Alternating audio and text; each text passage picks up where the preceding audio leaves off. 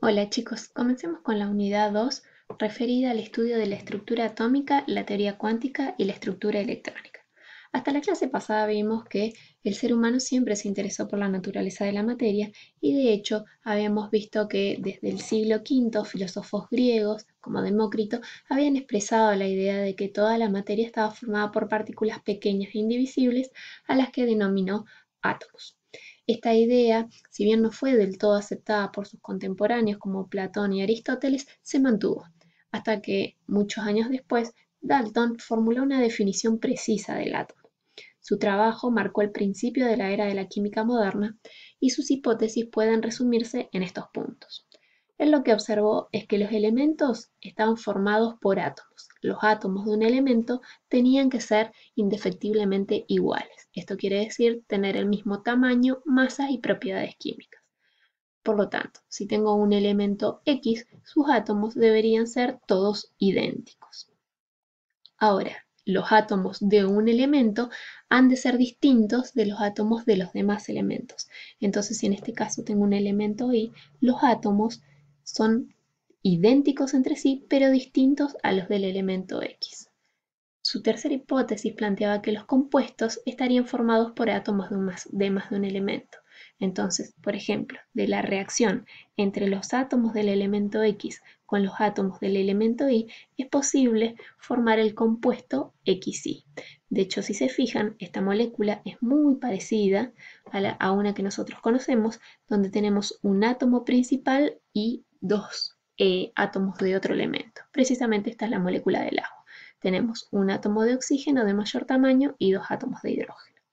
Y su cuarta hipótesis planteaba que en una reacción química incluye la separación, combinación o reordenamiento de los átomos, es decir, nunca se crea o se destruye materia.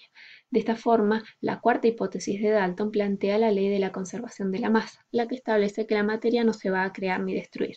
Como la materia está formada por átomos que no cambian en una reacción química, la masa también se tiene que conservar. Lo que vemos es que de la segunda hipótesis de Dalton plantea que para formar un determinado compuesto no solo necesitamos los átomos de elementos adecuados, sino que estos tienen que estar en un número específico. Esta es una extensión de la ley de Proust de las proporciones definidas, la que establece que muestras definidas de un mismo compuesto contienen los mismos elementos y en las mismas proporciones. Esta hipótesis también confirma la ley de las proporciones múltiples, la que veremos en un momento. Veamos este ejemplo. Tenemos una muestra de 10 gramos de plomo, este es el símbolo químico del plomo, Pb, que reaccionan con 1,5 gramos de azufre, para darnos 11,5 gramos de sulfuro de plomo. ¿Qué pasa ahora si cambio las proporciones de mis reactivos, los elementos que reaccionan? Tengo inicialmente 10 gramos de plomo que reaccionan con el doble de azufre, 3 gramos. Lo que vio Dalton y también Proust es que se formaba la misma masa final de sulfuro de plomo. Tenemos 11,5 gramos de sulfuro de plomo, pero como había más de uno de los reactivos, voy a tener precisamente 1,5 gramos en exceso de azufre. ¿Qué pasa ahora si varío la cantidad del segundo reactivo? Y también del primero, fíjense, tenemos más masa de plomo, tenemos 18 gramos de plomo, 1,5 gramos de azufre. Vemos que específicamente la masa del producto se mantiene, el sulfuro de plomo sigue formándose 11,5 gramos y en este caso tenemos 8 gramos de plomo, tenemos un exceso de plomo.